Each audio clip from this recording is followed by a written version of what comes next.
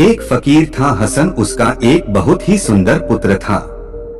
एक बहुत ही बुद्धिमान और प्रतिभाशाली लड़का। उसकी हंसी ठिठोली हूँ, प्यारी प्यारी बातों, नटखट हरकतों और बुद्धिमानी भरे कामों से पूरा गांव प्रभावित था। पूरा गांव उस लड़के से बहुत प्यार करता था। हसन भी अपने बच्चे को बहुत चाहता था, लेकिन एक दिन अकस्मात किसी बीमारी के कारण उसकी मौत हो गई। बहुत छोटी उम्र थी उस बालक की, यही कोई 810 साल का रहा होगा। उस बालक की अकाल मौत की खबर से पूरा गांव भौंचकर रह गया। पूरे गांव में सन्नाटा छा गया, मानो पूरे गांव ने काम करना ही बंद कर दिया हो। पूरा गांव उस बालक को अंतिम विदा देने इकट्ठा हुआ। सारा गांव बहुत उदास था। हसन ने अपने पुत्र के शव को देखा। बहुत देर तक देखता रहा, लेकिन उसकी आंखों में एक आंसू भी नहीं आए, बल्कि वह हंसने लगा। लोगों को विश्वास नहीं हो रहा था। उन्होंने पूछा, क्या तुम पागल हो गए हो? लगता है तुम्हें बहुत गहरा सदमा लगा है। उसने कहा, यह कोई सदमा नहीं है, मैं बहुत दुखी हूँ। मेरी पीड़ा की कोई सीमा नहीं है। यह मेरा इकलौता बेटा था, मैं इससे बहुत प्यार करता था।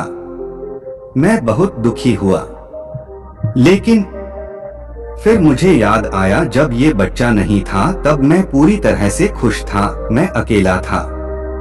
यह बालक मेरे साथ नहीं था और इसका कोई मोह भी नहीं था। जब यह सालों पहले मेरे पास नहीं था, तब मैंने इसे कभी याद भी नहीं किया। अब वो फिर से चला गया।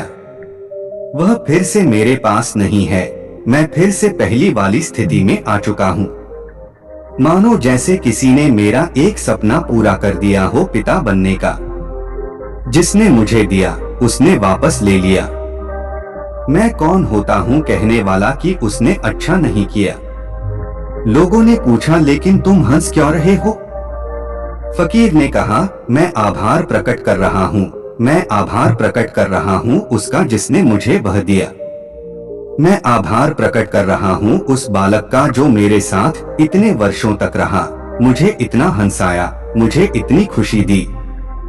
हम दोनों ने वर्षों तक एक दूसरे की उपस्थिति का आनंद लिया। उसने जितने भी वर्षों का समय मेरे साथ बिताया, जितनी भी मुझे खुशी दी, मुझे पिता बनने का सौभाग्य दिया, इन सब चीजों के लिए मैं उसका आभारी हूँ और इसके लिए मैं उसका आभार व्यक्त कर रहा हूँ। जब हम दोनों साथ थे तब हम बहुत खुश थे। अब जब वो जा रहा है तो मैं उसे दुखी मन से विदाई क्यों दूं? बस इसीलिए मैं हंस रहा हूँ। जहाँ से भी आपको खुशी का कोई स्रोत मिले, खुशी के कुछ पल मिले, उसके लिए आभार महसूस करें।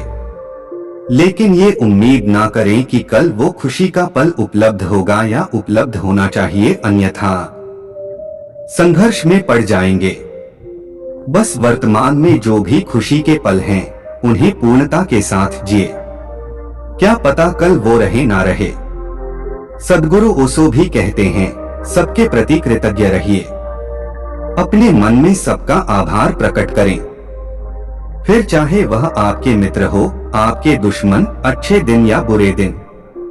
क्योंकि यदि आपके दोस्तों और आपके अच्छे दिनों ने आपको सहायता और खुशी दी है,